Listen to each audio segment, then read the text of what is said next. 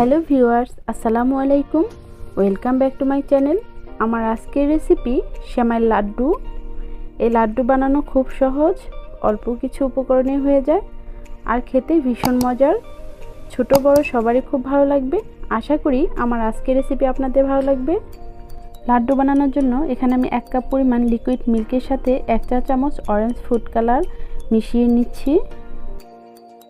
একটা প্যান চুলায় দিয়ে দিয়েছি আর এখানে 2 টেবিল চামচ পরিমাণ দিয়ে দিচ্ছি ঘি। দিয়ে এখানে একটা তেজপাতা, 2 টুকরা দারচিনি, 2টা সাদা এলাচ দিয়ে দিলাম। দিয়ে এবার নেড়ে চেড়ে নেব।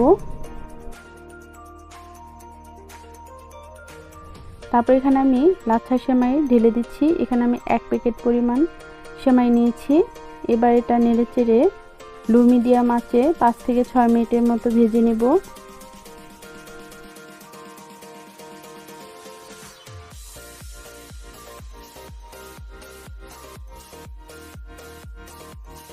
ভেজে নেওয়া হয়ে গেলে এখানে আমি যে মিল্কটা রেখেছিলাম সেটা ঢেলে দিচ্ছি। আর এখানে 1 কাপ পরিমাণ চিনি দিয়ে দিব। দিয়ে এবার খুব ভালো করে মিশিয়ে নেব। মিডিয়াম আঁচেই রান্না করতে হবে। চিনি থেকে পানি উঠবে।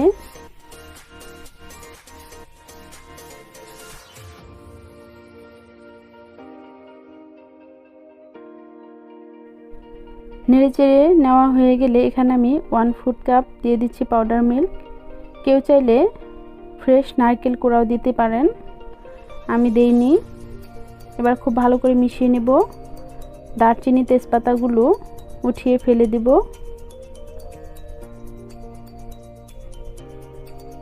আর এখানে কিশমিশ দিয়ে দিচ্ছি। কিশমিশটা আমি পানিতে ভিজিয়ে রেখেছিলাম। কাজু বাদাম, পেস্তা বাদাম সব কিছু আমি দিয়ে দিলাম। এগুলোকে ভিজিয়ে রেখেছিলাম। ভিজিয়ে রাখলে এই সেমাইয়ের সাথে খুব ভালো করে মিশবে। তারপর আমি এরকম আঠালো হয়ে আসলে চুলা থেকে নামিয়ে হাত দিয়ে লাড্ডু বানিয়ে নিব। বানানো খুবই সহজ।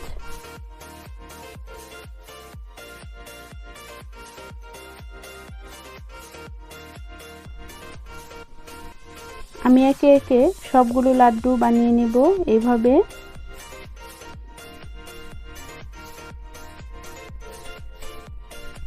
ব্যাস রেডি হয়ে গেল এই মজার সেমাইয়ের লাড্ডু।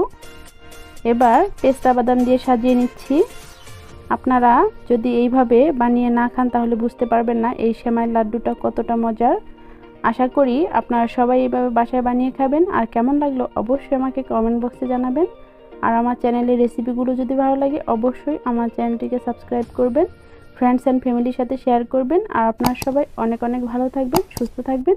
আজকের মতো বিদায় নিচ্ছি। আল্লাহ হাফেজ।